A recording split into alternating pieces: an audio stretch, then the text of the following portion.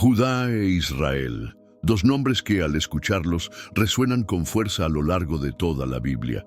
Sin embargo, para muchos, estos nombres se entremezclan en un torbellino de dudas y confusión. ¿Acaso eran lo mismo? ¿Representaban una sola identidad o eran caminos separados con destinos distintos? ¿Por qué es tan crucial comprender esta diferencia? La respuesta va mucho más allá de una simple curiosidad histórica. Entender quiénes eran Judá e Israel es como tener en tus manos una llave antigua, un código que descifra misterios guardados por siglos, secretos que aún hoy tienen eco en las profecías y en los eventos que moldean el mundo moderno. Y créeme, una vez que lo descubras, no volverás a ver la Biblia de la misma manera. Así que antes de seguir, detente un momento y abre tu mente, y si aún no lo has hecho, suscríbete a este canal para que no te pierdas ningún detalle de esta serie, porque lo que estás a punto de escuchar no es solo información, es revelación que puede transformar tu comprensión de la historia, de la fe y del propósito divino. Dale like a este video y comparte con alguien que necesite abrir los ojos a estas verdades, porque juntos vamos a desentrañar un relato que sigue escribiéndose hoy. Imagina por un momento la escena. Un hombre solitario, cansado de años de luchas y decisiones difíciles, se encuentra al borde de un río, el Jaboc. Allí, en medio de la oscuridad de la noche, ocurre algo que cambiará para siempre no solo su vida, sino el destino de generaciones enteras. Este hombre no es otro que Jacob, nieto de Abraham, heredero de la promesa divina, hijo de Isaac, conocido por ser un hábil negociador, astuto en sus tratos, pero también un hombre marcado por su anhelo de bendición. En ese lugar, Jacob se enfrenta a lo inexplicable, un encuentro con un ser celestial, un ángel con quien lucha hasta el amanecer. Y no es una lucha cualquiera, es una batalla que simboliza mucho más que una simple contienda física. Es la lucha interna del ser humano contra sus propios temores, su pasado y su deseo ardiente de ser transformado. Cuando amanece, Jacob ya no es el mismo. Su cuerpo lleva las marcas del esfuerzo, pero su espíritu ha sido elevado a otro nivel. Recibe un nuevo nombre, Israel. Este nombre no es solo un título. Es una declaración de propósito, un llamado a ser el padre de una nación destinada a cambiar la historia. Israel se convierte en el patriarca, el tronco firme de un árbol cuyas ramas se extienden a través de 12 hijos, cada uno con una historia, una personalidad y una misión únicas. Estos hijos, que podríamos ver como simples nombres en una lista, en realidad representan los cimientos de lo que más tarde se conocería como las 12 tribus de Israel, el corazón palpitante del pueblo hebreo. Rubén, el primero en nacer, cargaba con la responsabilidad de ser el primogénito, pero también con el peso de sus errores. Simeón y Leví, hermanos de sangre y de carácter fuerte, actuaban como un dúo explosivo, a veces impulsivos, otras veces protectores. Judá, por su parte, brillaba con una fuerza especial, un líder nato, valiente y estratégico, destinado a ocupar un papel central en la historia de Israel. Dan y Neftalí, cada uno hábil a su manera, fueron conocidos como los hijos de la estrategia, astutos y valientes en batalla. Gad y Aser, bendecidos con abundancia, simbolizaban la prosperidad y la riqueza que brotaría de la tierra prometida. Isaacar y Zabulón, por su parte, eran hombres profundamente conectados a la tierra, comprometidos con el trabajo, la estabilidad y la cosecha. Cada uno de estos hijos no solo aportaba un nombre a la genealogía, eran piezas esenciales en un plan divino que entrelazaba lo humano con lo sagrado, lo cotidiano con lo eterno. Y este plan, aunque comenzó con un encuentro misterioso junto a un río, se convertiría en el cimiento de una historia que aún resuena en nuestros días, desafiando nuestra forma de ver la Biblia, el mundo y nuestro propio propósito. José, conocido como el soñador, y Benjamín, el hijo más pequeño, ¿estos nombres te suenan familiares? Seguramente deberían, porque aunque a primera vista puedan parecer solo personajes de un relato antiguo, cada uno de ellos desempeñó un papel clave en la formación de un legado que atraviesa generaciones y sigue impactando vidas hasta hoy. Sus historias no son simples anécdotas, son piezas fundamentales de una narrativa divina que entrelaza destinos, errores, redención y propósito. José, con su don de interpretar sueños, no solo salvó a Egipto de una hambruna devastadora, sino que también abrió las puertas para que la familia de Jacob encontrara refugio. Benjamín, por otro lado, simbolizaba la ternura del padre, el amor de Jacob por su esposa Raquel, y representaba la esperanza que brota aún en medio de la pérdida. Pero entre estos nombres resonantes, entre esta serie de hermanos con personalidades únicas y caminos distintos, había una tribu que se destacaba como un faro, una tribu cuya historia resalta por su liderazgo y su papel determinante en el curso de los acontecimientos bíblicos. Esa tribu es Judá. Judá, el cuarto hijo de Jacob, fruto del vientre de Lea, no era simplemente un nombre más en una larga lista de descendientes. Desde joven, Judá se perfilaba como un líder nato. Su capacidad para tomar decisiones difíciles, su astucia en los momentos de crisis y su determinación para proteger a su familia lo colocaron en una posición especial entre sus hermanos. No era el más fuerte, ni el mayor, ni el más mimado, pero tenía algo que los demás no: visión, coraje y un corazón dispuesto a asumir la responsabilidad. Lo que hacía a Judá tan especial no era solo su carácter audaz, sino la forma en que su vida reflejaba principios eternos, la importancia de reconocer errores, de buscar la reconciliación y de ser un hombre de palabra. Recordemos aquel momento crucial cuando Judá intercede por su hermano Benjamín, ofreciéndose como garantía ante su padre Jacob y ante el poderoso José, sin saber que aquel hombre de autoridad era su propio hermano. Este acto de entrega no fue un simple gesto, fue la evidencia de un corazón transformado, un espíritu dispuesto a sacrificarse por el bien de los suyos. Para entender por completo la magnitud de Judá, debemos detenernos en un momento cargado de emoción y significado, la escena de las bendiciones patriarcales. Visualiza esta imagen. Jacob, ya anciano, debilitado por el paso de los años, pero lleno de sabiduría acumulada a lo largo de una vida de luchas y encuentros divinos, yace en su lecho de muerte. Sus hijos, rodeándolo como un círculo sagrado, esperan sus últimas palabras, esas que definirán sus futuros. Jacob, con voz entrecortada pero llena de firmeza, pronuncia una bendición sobre cada uno, no como simples palabras de despedida, sino como decretos cargados de destino, de propósito divino, de promesas que marcarán a sus generaciones.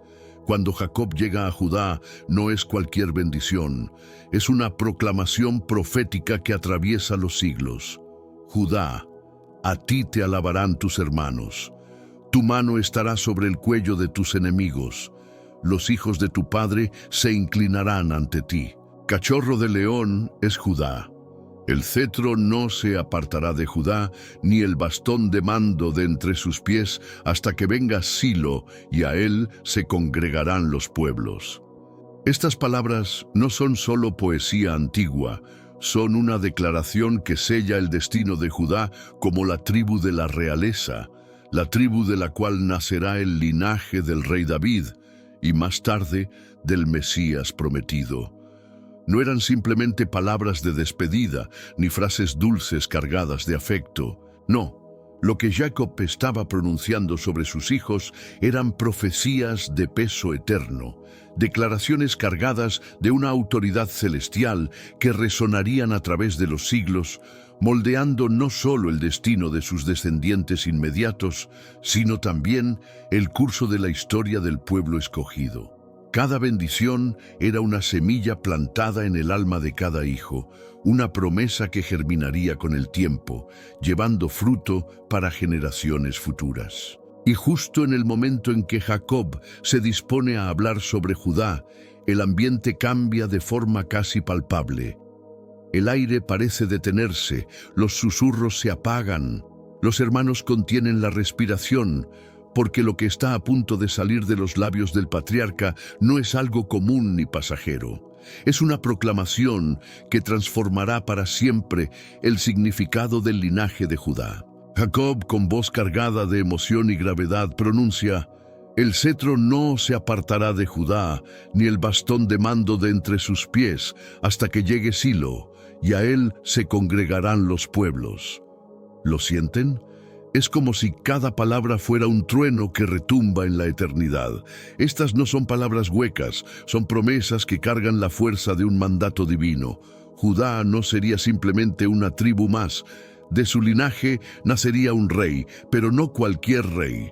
No sería un gobernante temporal cuya autoridad se desvanece con los años, sino un líder cuya corona trascendería los confines del tiempo y las fronteras de las naciones. Este rey sería el cumplimiento de una promesa eterna, un gobernante que traerá justicia, paz y restauración, y cuyo dominio no conocerá fin. Detente un momento y reflexiona sobre la magnitud de estas palabras.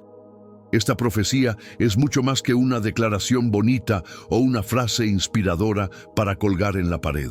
Es la clave que abre la puerta a la comprensión profunda de la historia de Israel y de todo el plan divino.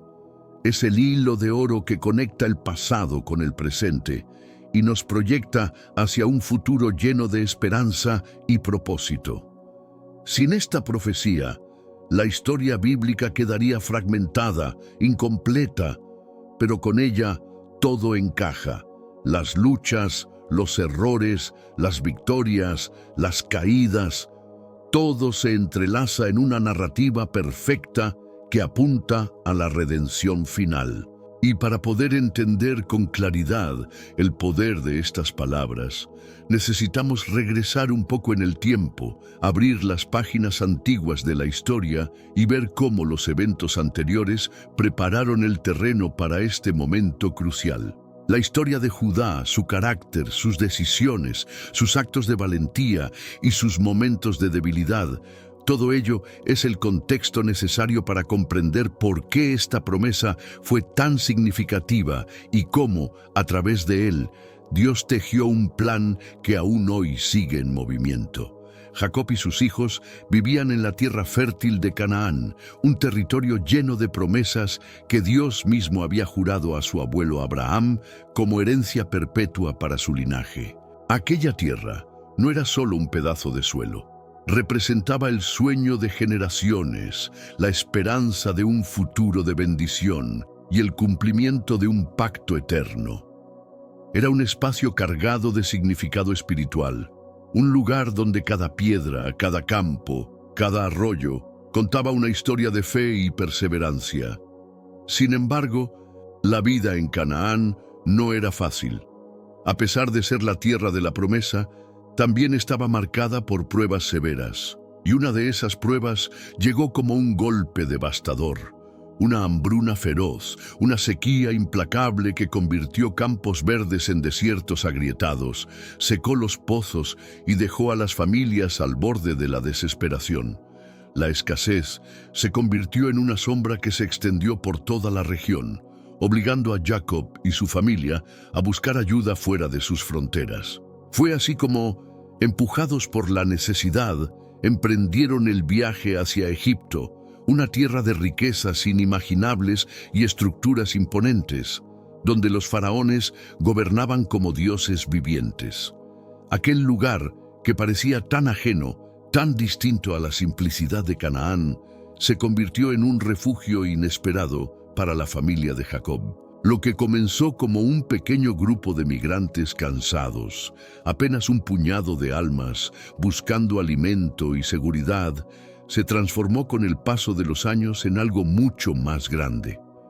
A través del tiempo, esa familia creció hasta convertirse en una multitud numerosa, una nación dentro de otra nación, una comunidad que, a pesar de ser forastera, prosperó y se multiplicó hasta llenar la tierra de Gosén. Se estima, según los relatos bíblicos, que llegaron a ser alrededor de 600.000 hombres israelitas en edad de batalla, sin contar a las mujeres, los niños y los ancianos.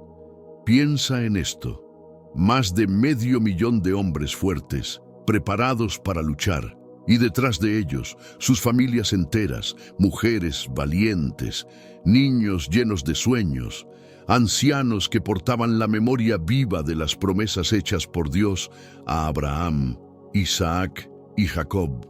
Era un pueblo vibrante, lleno de vida, pero también de desafíos, porque aunque prosperaban en número, su corazón no podía olvidar que Egipto no era su hogar verdadero. Eran extranjeros, viviendo bajo un sistema que tarde o temprano mostraría su opresión. La historia de Israel en Egipto es la historia de un pueblo que, aun en medio de la abundancia material, anhelaba una libertad más profunda, un regreso a la tierra prometida, un cumplimiento de la promesa que Dios había pronunciado generaciones atrás. Si nos detenemos a hacer una estimación razonable, considerando los relatos bíblicos y el contexto histórico, podemos deducir que la comunidad israelita en Egipto no era simplemente un grupo numeroso, sino una verdadera nación en formación, que superaba fácilmente los 2 millones de personas. Piensa en la magnitud de eso. Un pueblo entero creciendo dentro de las fronteras de un imperio extranjero, una población con fuerza potencial para cambiar el curso de la historia. Cada hombre, mujer, niño y anciano formaba parte de esta comunidad vibrante, una multitud que, aunque comenzó como un pequeño grupo de forasteros, se convirtió en un torrente humano que no podía pasar desapercibido.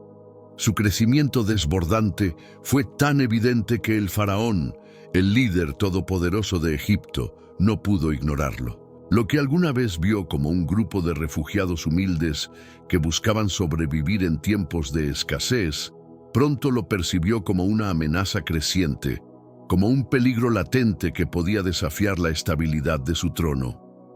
El miedo, mezclado con la paranoia y la arrogancia, llevó al faraón a tomar una decisión brutal, una de esas decisiones que marcan con cicatrices profundas la historia de un pueblo: someter a los israelitas a la esclavitud más despiadada. Fueron forzados a construir las grandes ciudades del imperio, a cargar piedras bajo el sol abrasador, a levantar monumentos que glorificaban a faraones que se creían dioses, mientras sus cuerpos se agotaban y sus manos se llenaban de heridas.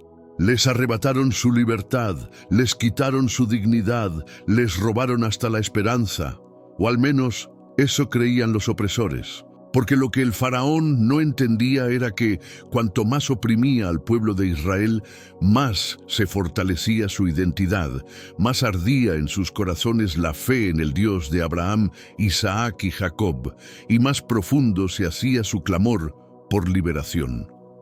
Fue en medio de esa noche oscura de esclavitud, cuando parecía que todo estaba perdido, que Dios levantó a un libertador, un hombre inesperado, un líder improbable con un pasado lleno de contradicciones, pero con un corazón sensible a la justicia. Ese hombre era Moisés, un hebreo salvado de las aguas, criado en la opulencia de la corte egipcia, educado como príncipe, pero destinado a ser profeta. Moisés no era simplemente un hombre más. Era el instrumento elegido por Dios para confrontar el poder de Egipto cara a cara. Bajo su liderazgo, Dios desató las 10 plagas, cada una más impactante y devastadora que la anterior. Cada plaga fue una bofetada directa al orgullo de los dioses egipcios, una demostración irrefutable de que el Dios de Israel es el único Dios verdadero, el que tiene poder sobre toda la creación. El faraón, cegado por su terquedad, resistió hasta que ya no pudo más y finalmente tuvo que ceder ante la evidencia. Entonces llegó el gran éxodo, una salida apresurada, una huida milagrosa de un pueblo entero atravesando el desierto. Dios mismo iba delante de ellos, guiándolos con una columna de nube durante el día y una columna de fuego durante la noche, recordándoles que no estaban solos, que cada paso era parte de su propósito eterno. Fueron 40 años de caminar bajo el sol abrasador y las noches heladas, enfrentando hambre, sed, incertidumbre, errores y rebeliones. Pero también fueron años de milagros, agua brotando de las rocas, maná cayendo del cielo, victorias en batallas que parecían imposibles. Fueron 40 años donde Dios los forjó como pueblo, los purificó de su esclavitud, los enseñó a depender solo de Él, a escuchar su voz y a obedecer sus mandamientos. Finalmente, después de tanto tiempo, se encontraron a las puertas de su destino, la tierra de Canaán. Pero Canaán ya no era aquella tierra virgen y deshabitada que sus antepasados habían conocido. Ahora estaba ocupada por pueblos poderosos, tribus cananeas que defendían ferozmente su territorio, culturas que adoraban a sus propios dioses y que no estaban dispuestas a ceder ni un palmo de tierra sin luchar. Cada batalla sería una prueba de fe, cada victoria un testimonio de la fidelidad de Dios y cada derrota una lección de humildad y dependencia.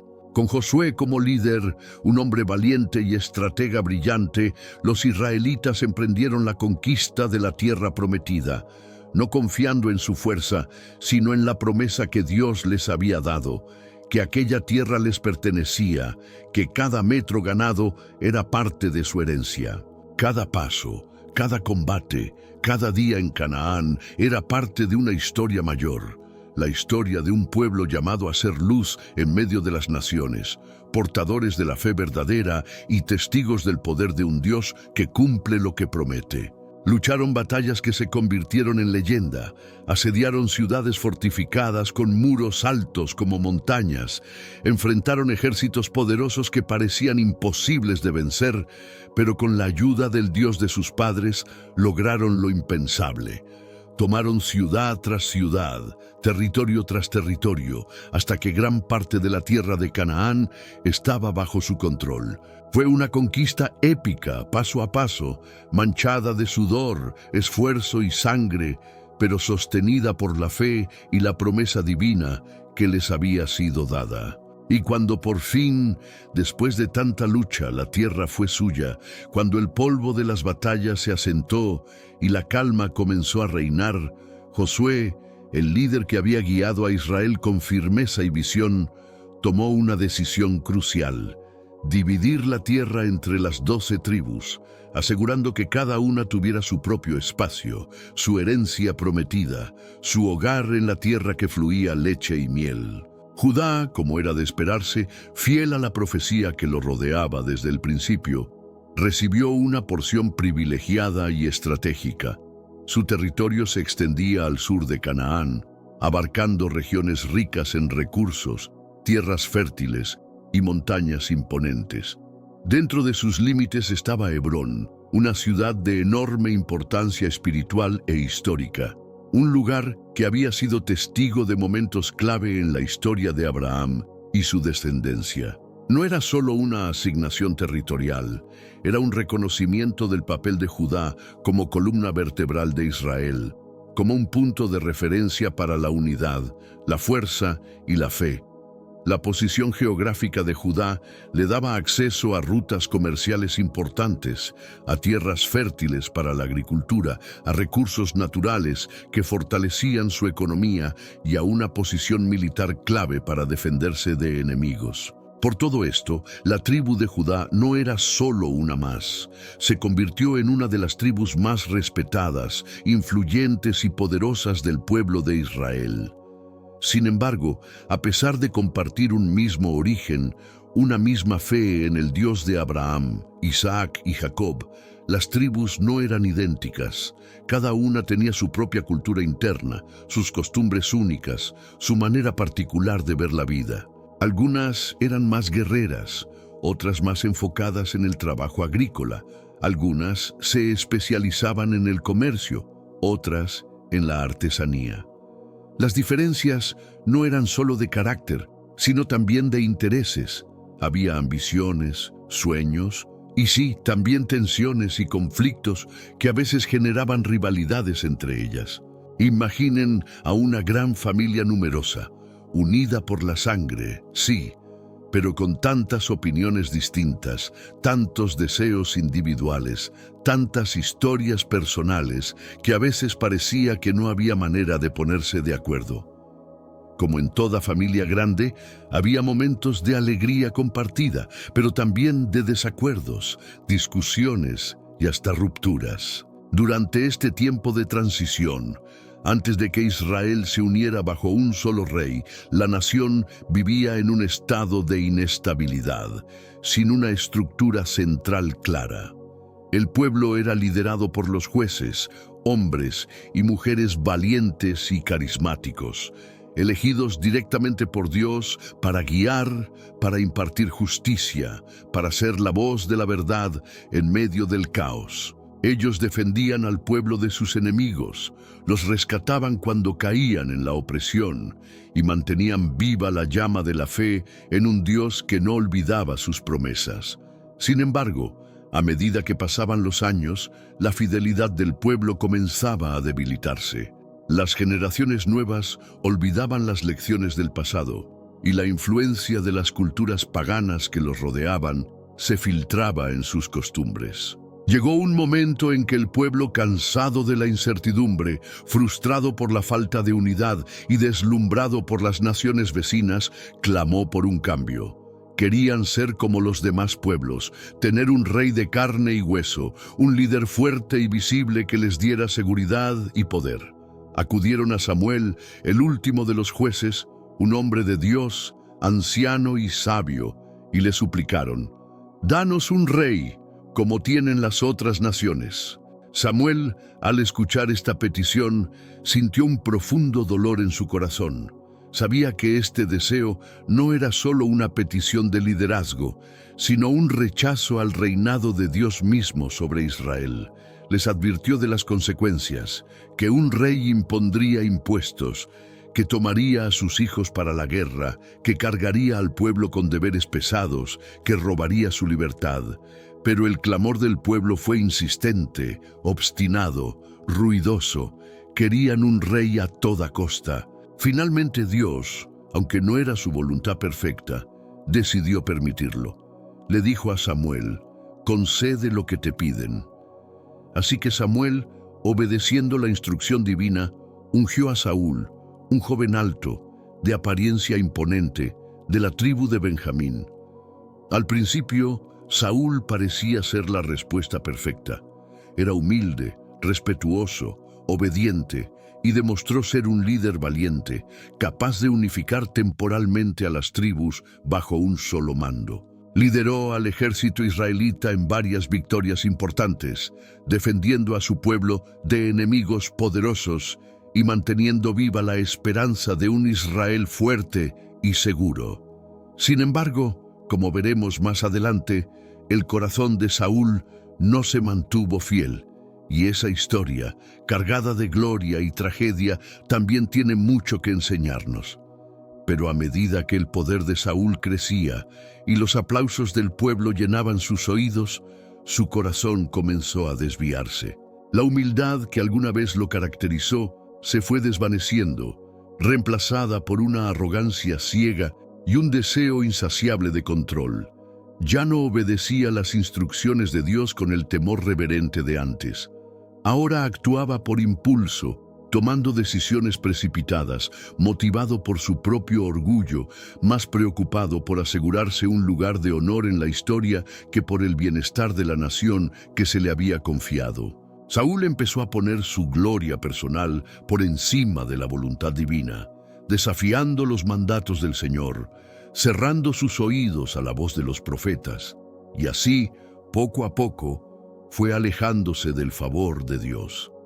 La gracia que una vez lo había sostenido comenzó a retirarse, y su reinado, que había comenzado con fuerza, se tornó oscuro, inestable, cargado de conflictos y derrotas. Pero en medio de esa oscuridad, cuando parecía que el pueblo de Israel estaba destinado a perder la esperanza, surgió una luz inesperada, una figura humilde que nadie hubiera imaginado como el futuro rey.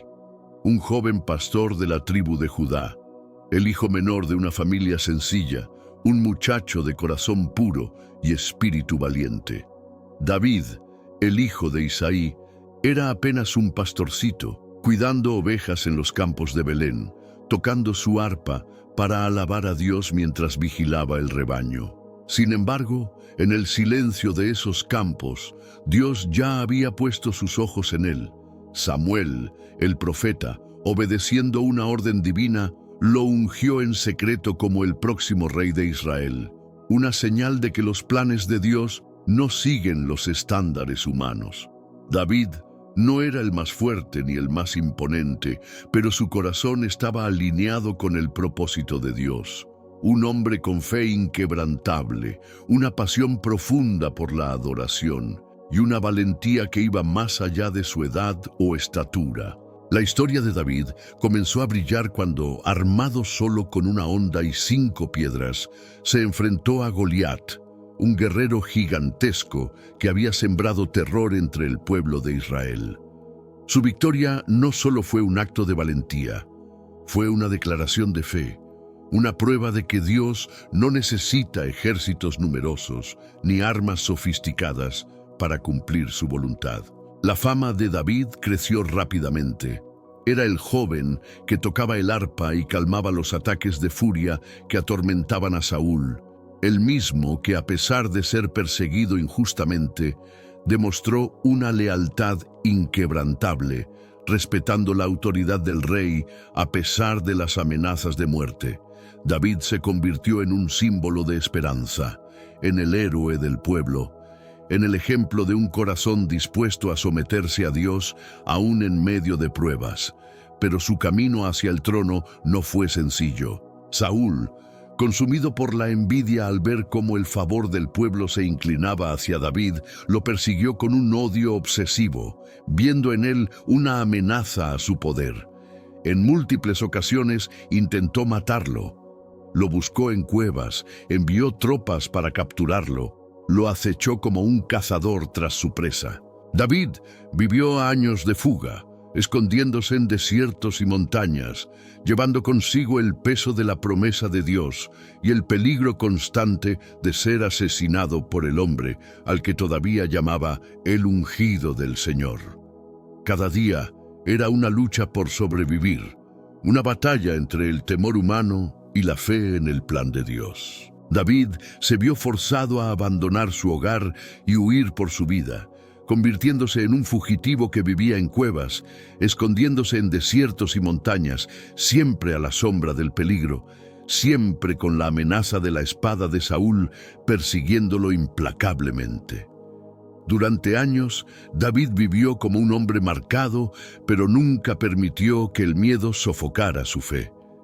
Su confianza en Dios se mantuvo firme como una roca, incluso cuando las circunstancias parecían desesperadas. Cada día en la soledad del exilio era un recordatorio de que el camino hacia la corona no sería fácil, pero David no renunció a la esperanza. Sostenía en su corazón la promesa de Dios, convencido de que, a pesar de las pruebas, su futuro estaba seguro en las manos del Señor. Después de la trágica muerte de Saúl y su hijo Jonatán, quien había sido el amigo más leal de David en una sangrienta batalla contra los filisteos, el camino se abrió finalmente para el ascenso de David al trono de Israel. No fue solo la coronación de un nuevo rey, fue un momento de profunda sanación para el pueblo, un símbolo de unidad renovada.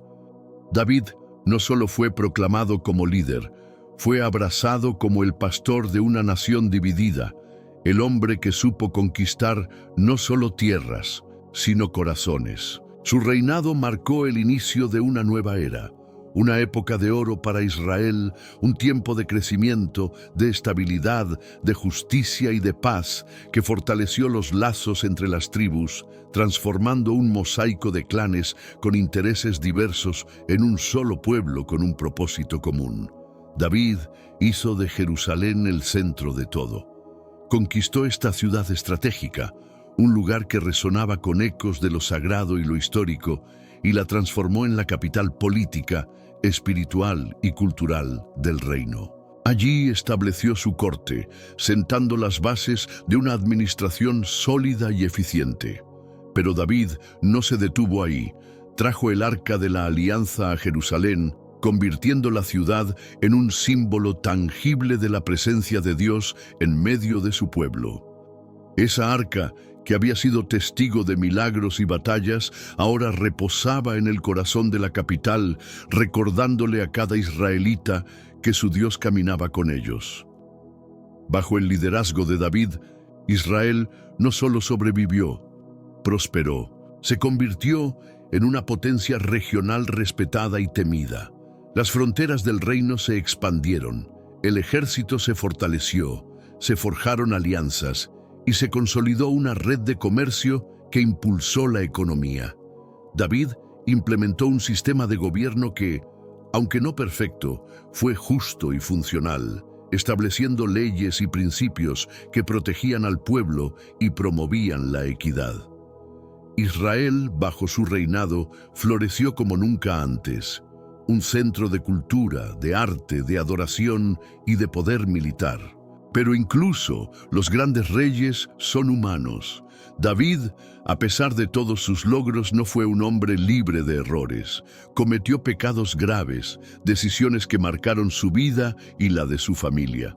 Sus errores trajeron consecuencias dolorosas, heridas profundas que afectaron a su hogar y a su reino. Sin embargo, lo que hizo de David un hombre conforme al corazón de Dios no fue la perfección, sino su capacidad de arrepentirse sinceramente. Cuando fallaba, David no se escondía. Se postraba ante Dios, confesaba su pecado y buscaba el perdón con un corazón quebrantado.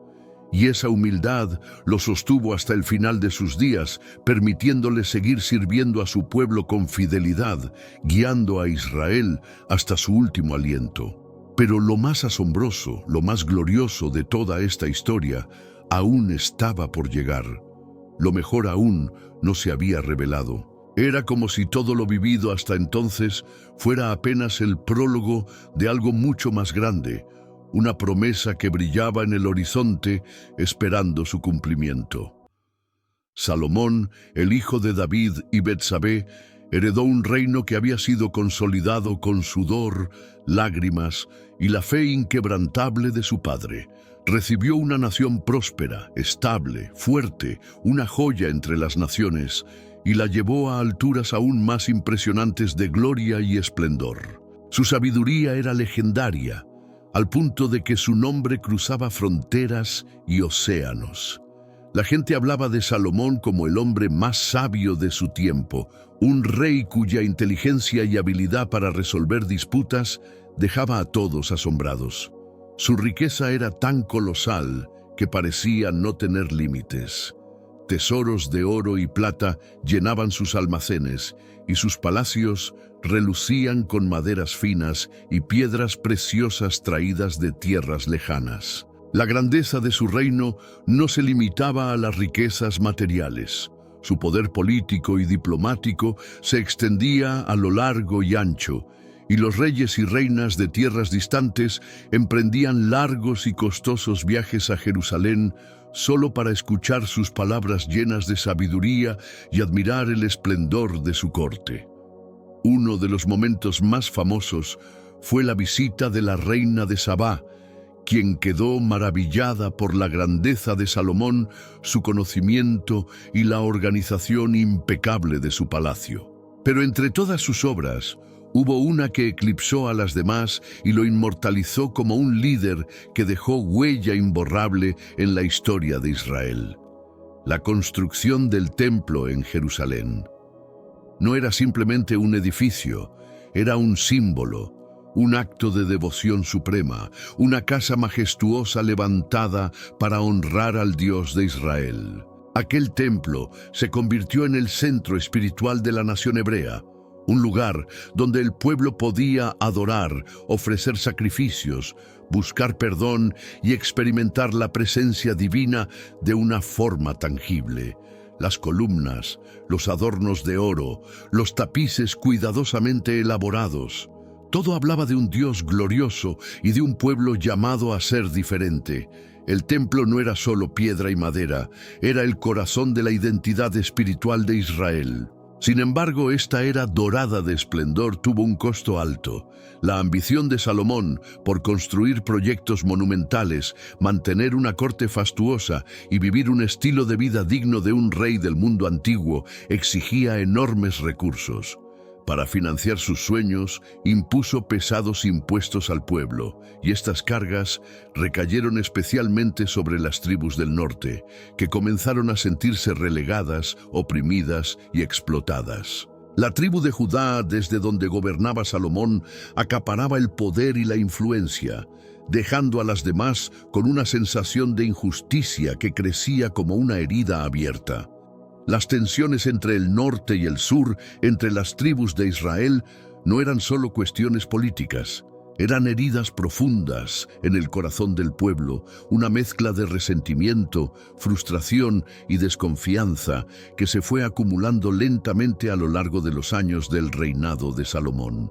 Estas semillas de discordia, sembradas durante su tiempo de gloria, comenzaron a germinar en silencio, invisibles para muchos, pero innegables para quienes sentían el peso de las cargas.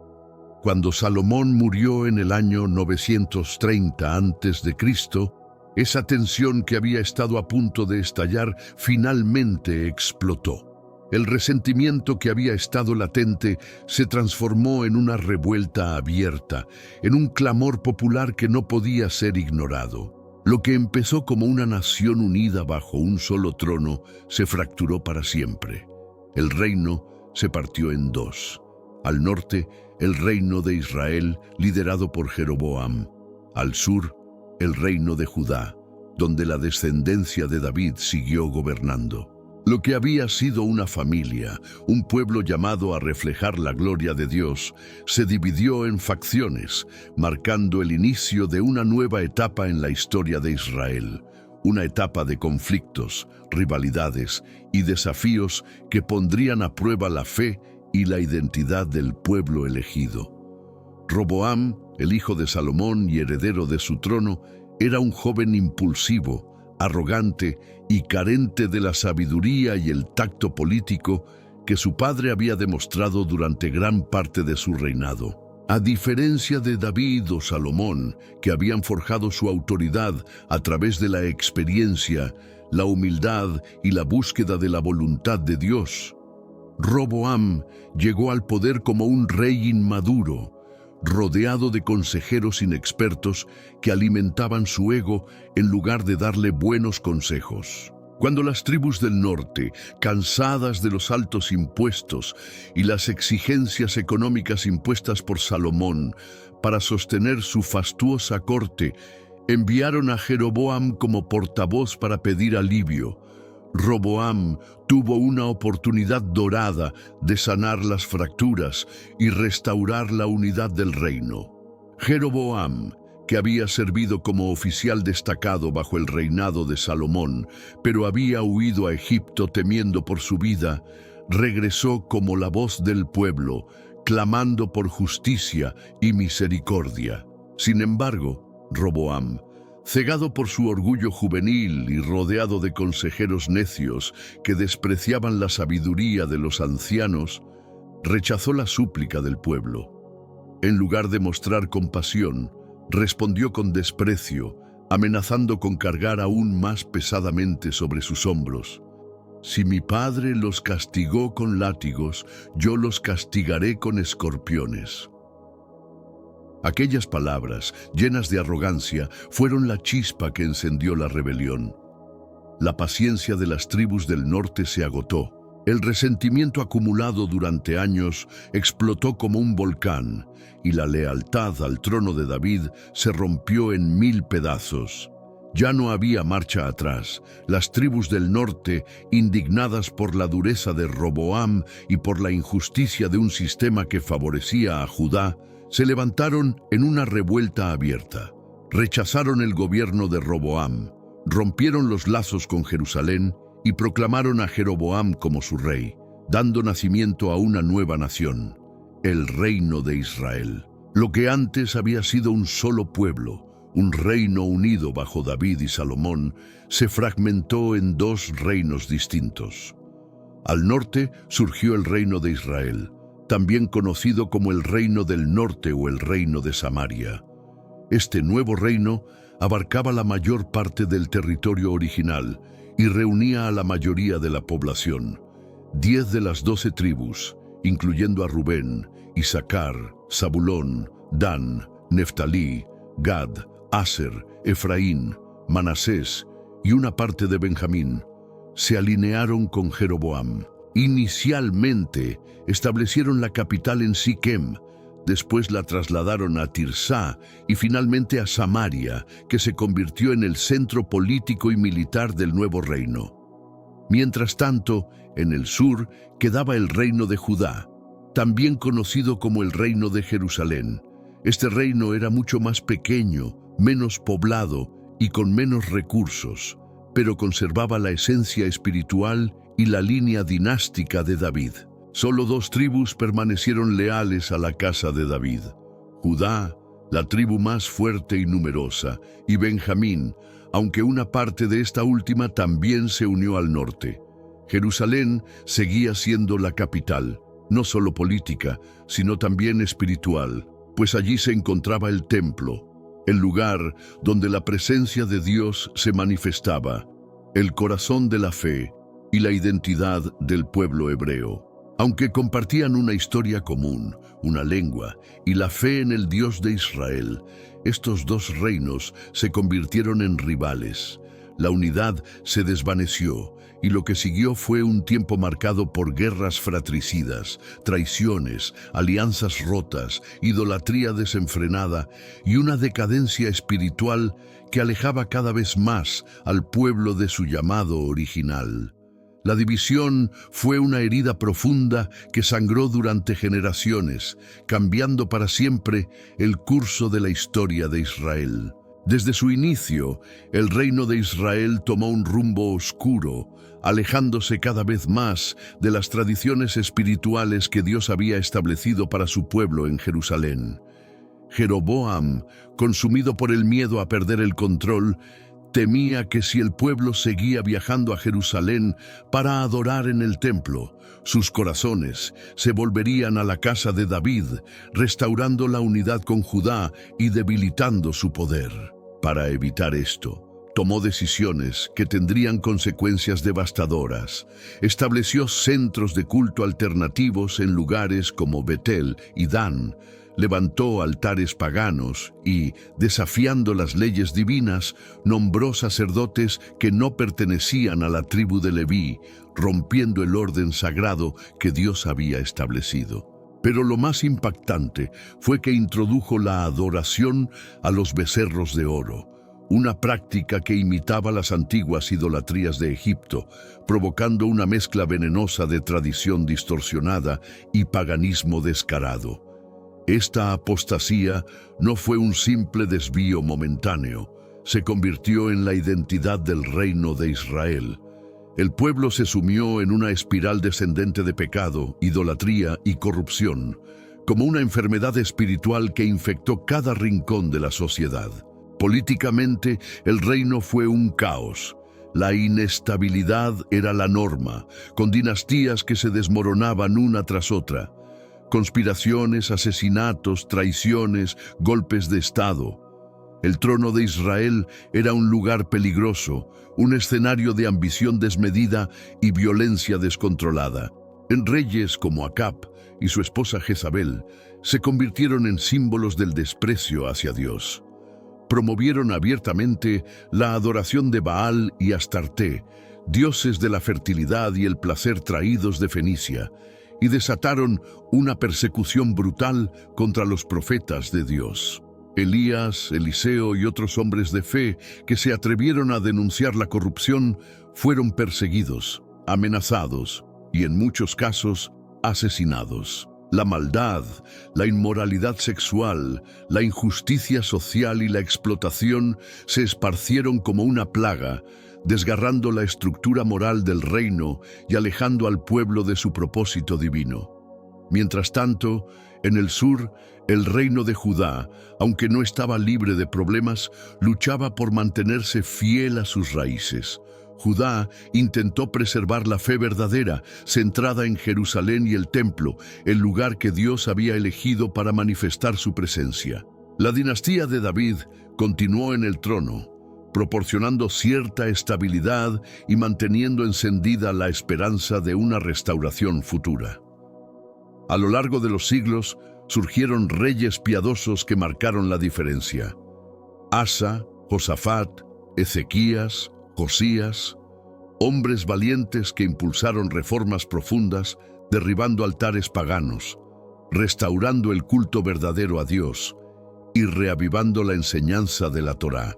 Promovieron la lectura de la ley de Moisés, llamaron al pueblo al arrepentimiento y lideraron movimientos de renovación espiritual que, aunque breves, mantuvieron viva la llama de la fe en medio de tiempos oscuros. Sin embargo, ni siquiera Judá fue inmune a la decadencia.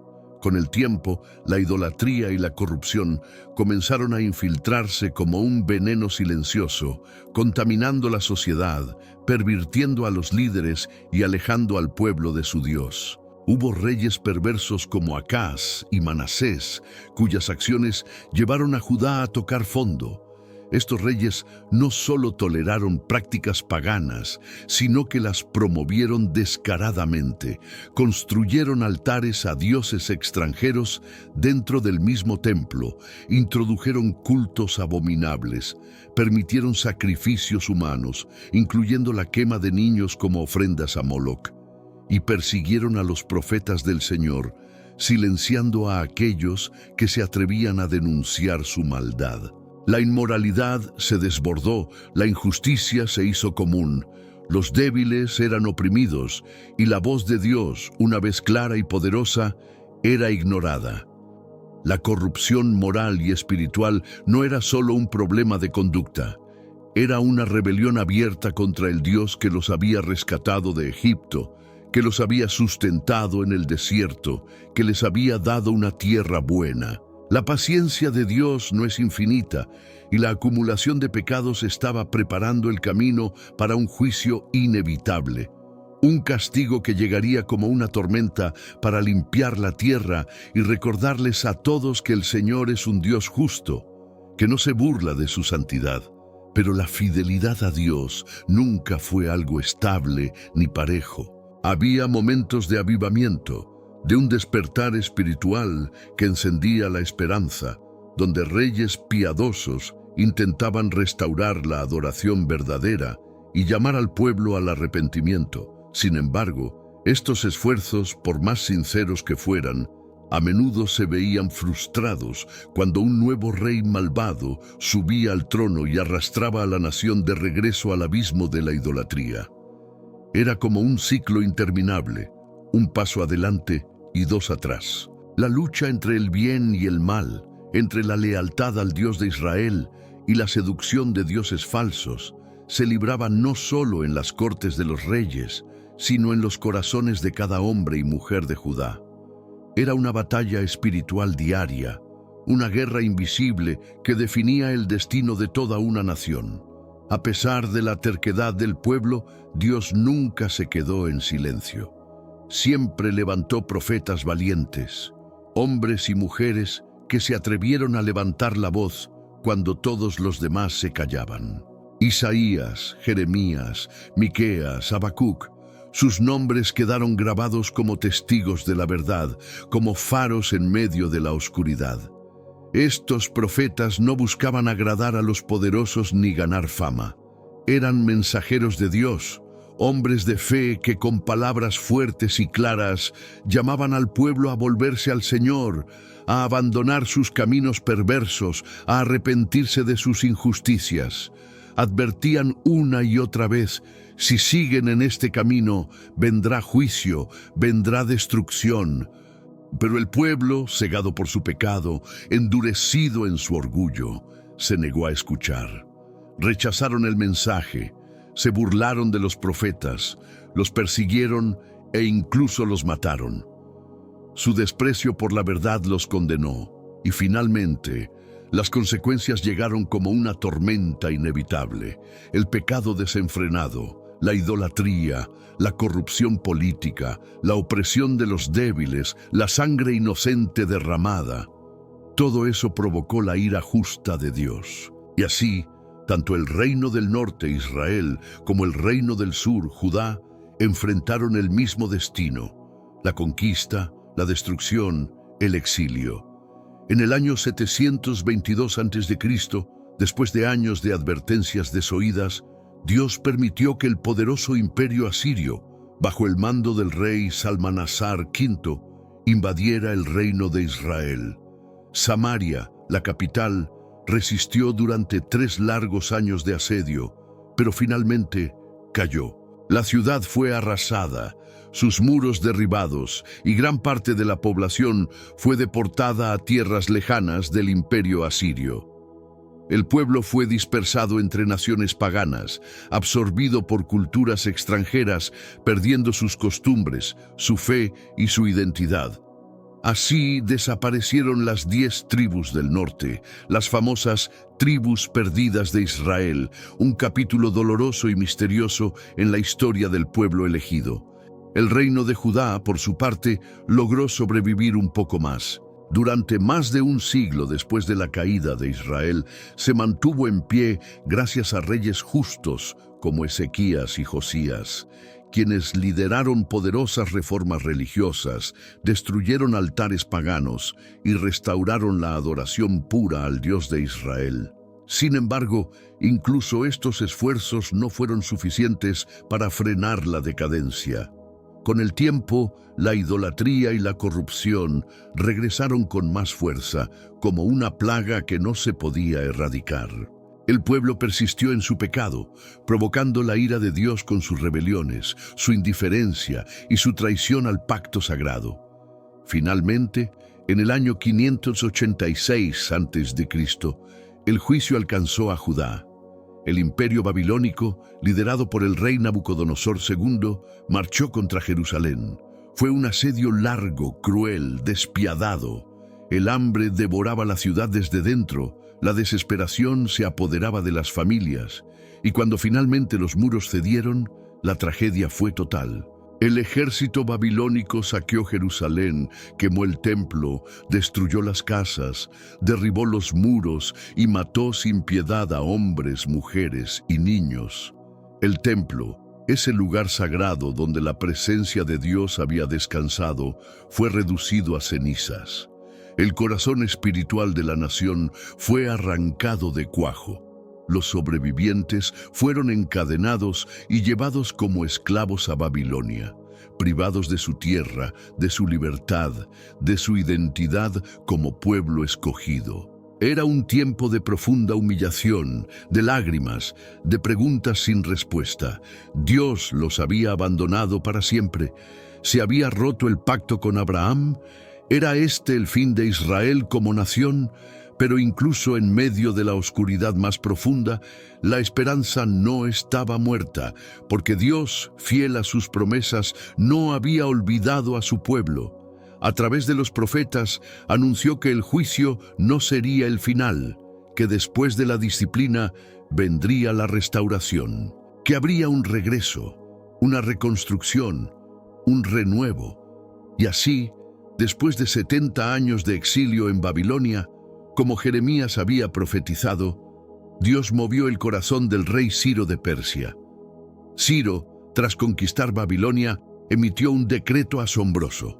Permitió que los judíos regresaran a su tierra, reconstruyeran Jerusalén y restauraran el templo. Era el inicio de un nuevo capítulo, un recordatorio de que el amor de Dios es inquebrantable y que incluso cuando el pueblo falla, Dios sigue siendo fiel. Ciro, el rey de Persia, no solo permitió el regreso de los judíos a su tierra, fue más allá. En un acto asombroso de restauración, devolvió los tesoros sagrados que Nabucodonosor había saqueado del templo años atrás. Vasijas de oro, utensilios de plata, objetos consagrados al culto del Dios de Israel, todo lo que había sido arrancado brutalmente ahora regresaba a manos del pueblo, como una señal de que las promesas de Dios permanecían vivas. Además, Ciro no se limitó a entregar los tesoros, también les proveyó recursos, permisos y respaldo oficial para reconstruir Jerusalén y, lo más importante, el templo, el corazón espiritual de la nación. Un grupo de judíos valientes, guiados por líderes como Zorobabel, Esdras y Nehemías, emprendieron el viaje de regreso a Jerusalén, llenos de alegría, entusiasmo y un profundo sentido de propósito. Para ellos, no era solo una misión de reconstrucción física, sino un acto de redención espiritual. Querían devolverle la dignidad a su ciudad, restaurar la gloria del templo y volver a adorar a Dios como en los días antiguos. Sus corazones latían con la esperanza de un nuevo comienzo, un tiempo de restauración, donde el pasado de destrucción quedaría atrás y un futuro de bendición se levantaría sobre las ruinas. Pero el camino no fue fácil. Desde el primer día, enfrentaron una feroz oposición por parte de los pueblos vecinos, samaritanos, moabitas, amonitas y otros grupos que veían la reconstrucción como una amenaza a su propio poder. Intentaron detenerlos con amenazas, intimidaciones, sobornos y hasta falsas acusaciones ante las autoridades persas. Sin embargo, los judíos, lejos de rendirse, se mantuvieron firmes. Su confianza no estaba puesta en las circunstancias, sino en el Dios que los había traído de regreso. Con una fe renovada, trabajaron día y noche, colocaron ladrillos, repararon muros, reconstruyeron altares, purificaron el templo y paso a paso revivieron la adoración verdadera al Dios de Israel. Aunque políticamente seguían bajo el dominio de imperios extranjeros, primero el persa, después el griego y más adelante el romano, su espíritu como pueblo renació. El exilio, que había sido una herida profunda, terminó siendo un fuego purificador. Habían aprendido, a través del sufrimiento, el precio de alejarse de Dios. Su fe, ahora más madura, estaba anclada en la certeza de que, aunque los reinos humanos cambian y los poderes terrenales suben y caen, el pacto de Dios es eterno e inquebrantable. Su identidad como pueblo escogido se fortaleció. Volvieron a valorar la importancia de obedecer a Dios, de vivir conforme a su palabra, de no dejarse seducir por ídolos ni por las tentaciones del mundo. La reconstrucción no fue solo de piedras y muros, fue un renacimiento del alma de una nación. Su esperanza en el futuro se encendió como una llama nueva, un recordatorio de que, incluso después del exilio, incluso después de perderlo todo, Dios seguía siendo fiel. Su amor, su misericordia y su fidelidad no habían cambiado. El regreso del pueblo a Jerusalén era una declaración viva de que Dios siempre cumple sus promesas. Aunque el camino sea largo, aunque el castigo sea duro, aunque las lágrimas corran como ríos, al final su plan es restaurar, levantar y traer vida nueva donde antes hubo ruinas. Y esta esperanza renovada no era una simple emoción pasajera ni una ilusión vacía. Era una expectativa ardiente que crecía día a día en el corazón del pueblo. Cada palabra de los profetas, cada página de las Escrituras, cada recuerdo de las antiguas promesas apuntaba hacia un solo punto: la llegada de un Mesías, un Salvador escogido por Dios. Este no sería un líder común, no sería un rey más en la larga lista de gobernantes humanos. No, sería un rey eterno, un descendiente directo de David, un hijo de la tribu de Judá, enviado por Dios para liberar a su pueblo de la opresión, restaurar el reino de David en toda su gloria y establecer un reino de justicia, paz y santidad que no tendría fin. Las palabras de los profetas eran claras, poderosas, llenas de detalles. Hablaban de su carácter compasivo, de su autoridad inquebrantable, de su capacidad para sanar corazones rotos, de su poder para traer libertad a los cautivos y de su misión de ser luz para las naciones. Y es aquí donde la historia de Judá se vuelve absolutamente fascinante, un punto crucial que conecta todo lo anterior con lo que estaba por venir. ¿Recuerdan aquella profecía pronunciada por Jacob en su lecho de muerte, aquella que resonó como un eco profético a través de los siglos? El cetro no se apartará de Judá, ni el bastón de mando de entre sus pies, hasta que venga el que le pertenece, y a él obedecerán los pueblos. Esta no era una simple bendición paterna, era una declaración profética cargada de propósito eterno.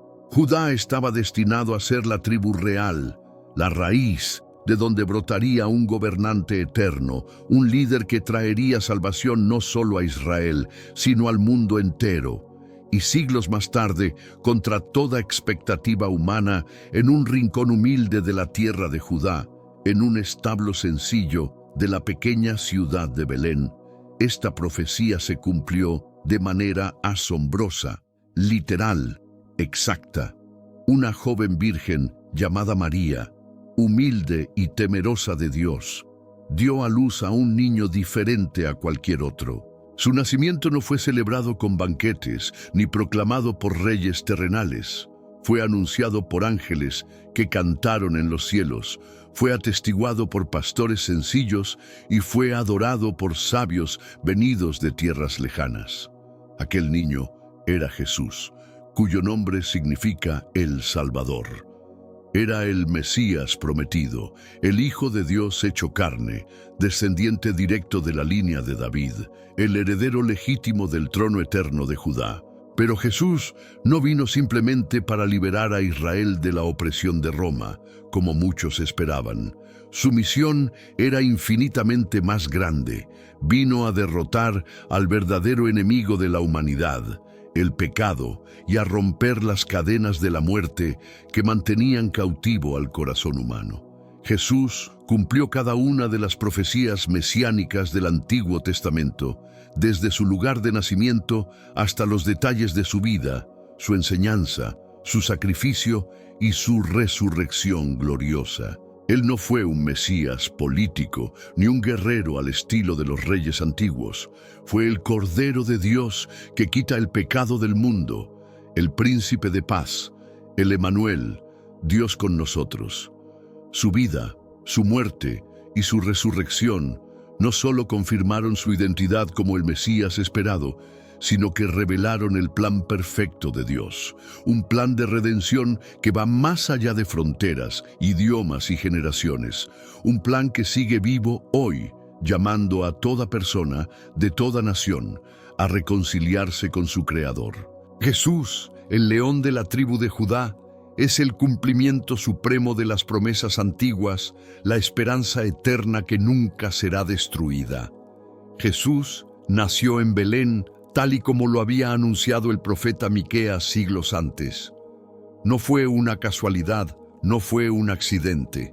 Su nacimiento en ese lugar específico fue el cumplimiento exacto de la promesa de Dios, un detalle que confirmaba la precisión de la profecía divina. Vivió una vida perfecta, sin mancha, sin pecado, una vida de completa obediencia a Dios, reflejando el amor puro y la compasión infinita del Padre Celestial a todos los que lo rodeaban.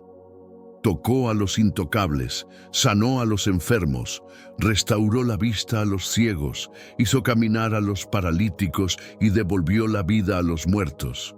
expulsó demonios, mostrando su autoridad sobre las fuerzas del mal, y calmó tormentas, demostrando su dominio sobre la naturaleza. Cada milagro, cada palabra, cada acción era una demostración viva de que el reino de Dios había llegado, de que las cadenas de la opresión estaban siendo rotas, de que la esperanza era real. Jesús predicó con pasión sobre el reino de Dios, enseñando a sus discípulos y a las multitudes a amar a Dios con todo su corazón, con toda su alma, con toda su mente, y a amar a su prójimo como a uno mismo. Su mensaje no era de poder político ni de conquista militar, sino de transformación del corazón, de reconciliación con el Creador, de restauración del propósito perdido. Pero su misión no terminó en sus enseñanzas ni en sus milagros. Su propósito más alto se reveló en la cruz. Allí, entregó su vida como el sacrificio perfecto, cargando sobre sus hombros el peso de nuestros pecados, pagando el precio que ninguno de nosotros podía pagar, abriendo un camino nuevo para que la humanidad se reconciliara con Dios. Y lo más asombroso, al tercer día, como lo había prometido, resucitó de entre los muertos. Su resurrección fue la victoria suprema sobre la muerte y el pecado, la prueba definitiva de que Él es quien dijo ser, el Hijo de Dios, el Salvador del mundo. Después de aparecer a muchos testigos y dar pruebas irrefutables de su triunfo, ascendió al cielo, donde ahora está sentado a la diestra de Dios Padre, intercediendo por nosotros, preparando un lugar para aquellos que le aman y le siguen, y esperando el momento de su regreso glorioso. Y tú, Belén, tierra de Judá, aunque parezcas pequeña e insignificante entre las ciudades de Judá, de ti salió el pastor eterno, el que guiará a mi pueblo Israel. Así, la historia de Judá e Israel alcanza su punto culminante en la persona de Jesús, el cumplimiento perfecto de las promesas eternas, el Rey que gobernará por los siglos de los siglos, el Mesías que trae salvación no solo a Israel, sino a todas las naciones de la tierra.